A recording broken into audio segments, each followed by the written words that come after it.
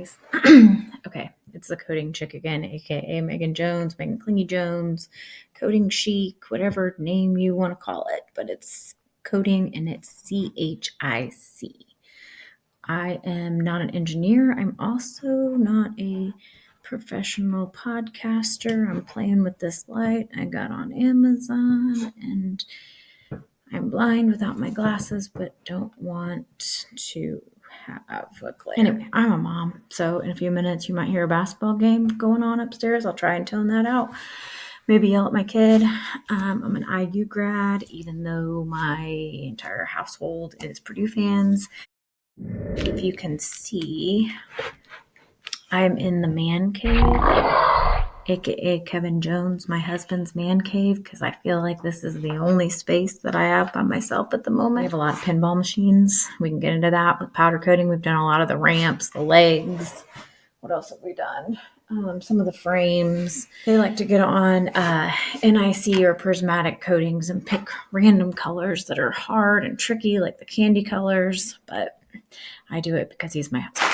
So what I wanted to do today was answer a couple of questions that I've gotten over the years of why we do certain things, and hopefully it'll be informational or educational, or hopefully you'll get something out of it. If you have other ideas, let me know. If you have ideas on how to make my face not so bright, let me know. Just simply here to help in any way I can, just from experience. For example, a lot of people call, they've got chrome wheels. Can we just powder coat over the chrome? No. Why not? Because chrome is brittle, and if it gets hit with a rock, it's going to chip off. Now, if we powder coat over that, same thing, powder coated tough. Powder coating is great for wheels, but if you powder coat over chrome and a rock comes along, or you driving on the interstate and you got your brand new coated wheels and somebody painted right over the chrome and it chips it, guess what? The powder comes off too.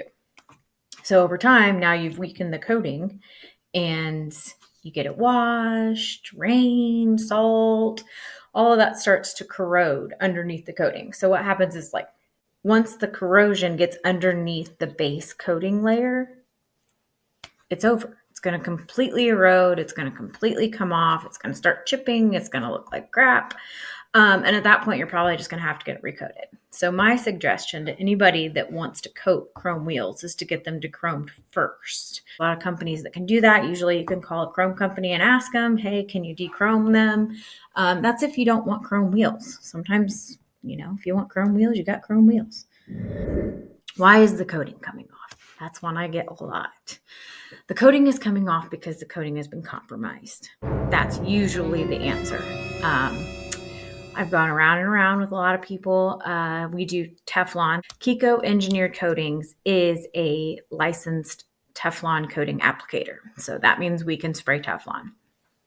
And a lot of times what we find is customers that are looking for Teflon for corrosion resistance, or they're looking for easy cleanup, or, printing, glue, anything that comes in touch with Teflon, think of it as your cookware. It's easier to clean if it's Teflon coated or coated with something. I don't know I don't know cookware all that well other than Teflon. Anyway, that's one reason. The coating's compromised. So when the coating compromised, we just talked about it, the corrosion gets underneath the coating between the substrate, like the metal, and the coating, and it finds its way all the way around till the coating delaminates. That's why it will come off. The coating can also be compromised if you take it past its operating temperature. For example, Teflon cures at 750. Sometimes it'll vary. It's usually part metal temperature. It could be anywhere from 20 to 30 minutes. It could go in and out. It could be a lower temperature. Teflon's pretty tricky. So let's just go with powder. Powder coatings typically cure at 395, 400. If you're running on a line, it depends. Your line speed and time. I don't really want to get off track on that. But in order to make the coating compromised, it has to be in an environment that is past its operating temperature. Example, if you put a powder coated part in a 500 degree environment, it's going to burn, like literally burn off. So we use this in the coating world to help take the coating off. So I'll try and get some videos and stuff if you guys want to see it, of a burned off substrate, so you can see what it looks like. So 2 ways coating compromised. It is taken past its operating temperature. It is also compromised in some way with a ding or a cut. Teflon, especially if you cut Teflon and then it gets the corrosion underneath it, we talked about it, how it will delaminate the entire coating. Another way would be if the coating is not cured. Okay, so curing temperature is extremely important. And a lot of times we find that when companies come to us, or even just, talking to other people in the industry, if you don't follow the curing schedule, the coating is not done. So similar to taking, I don't really want to use baking, but it's very similar. So cookies, if you take cookies but out, which I like to take them out earlier because my son likes squishy cookies. But if you take them out early, they're not technically done. Now in the part like metal world, if the coating is not cured, it's not going to do what it's supposed to do, i.e., like if it's for chemical resistance, if it's for release, if it's for abrasion resistance, it may just come off. It just depends on the coating. Why is a pinhole free coating necessary? We have been through applications on vessels for various companies where we've had to go back to them. Again, this is functional coating. This isn't just powder or whatever. This is not just for aesthetics. This is for a purpose.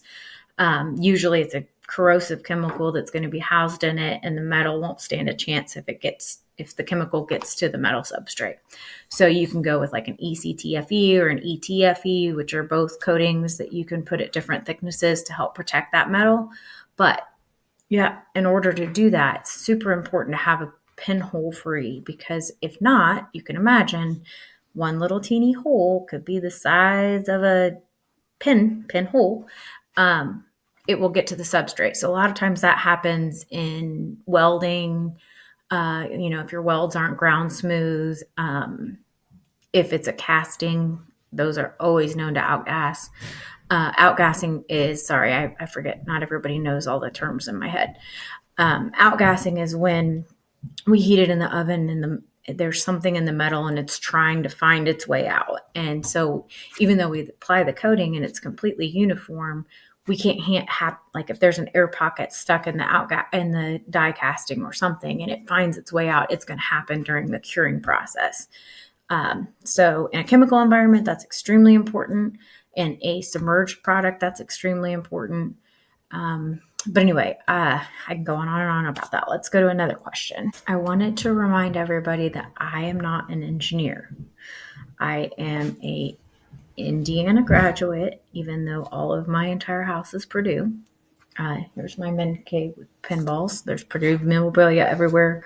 Peyton Manning, Karate Kid. I love Cobra Kai. I don't know what else, but anyway, I'm not an engineer.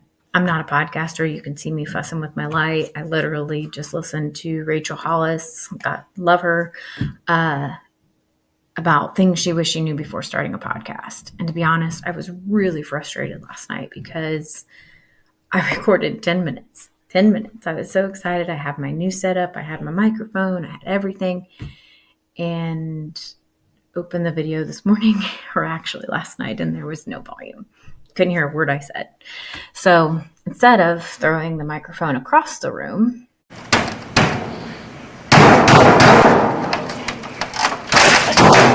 and destroying my brand new investment, I took a deep breath and I went to bed, and I got up this morning and we started over. So much better mindset, not as good as yesterday. That's all for now.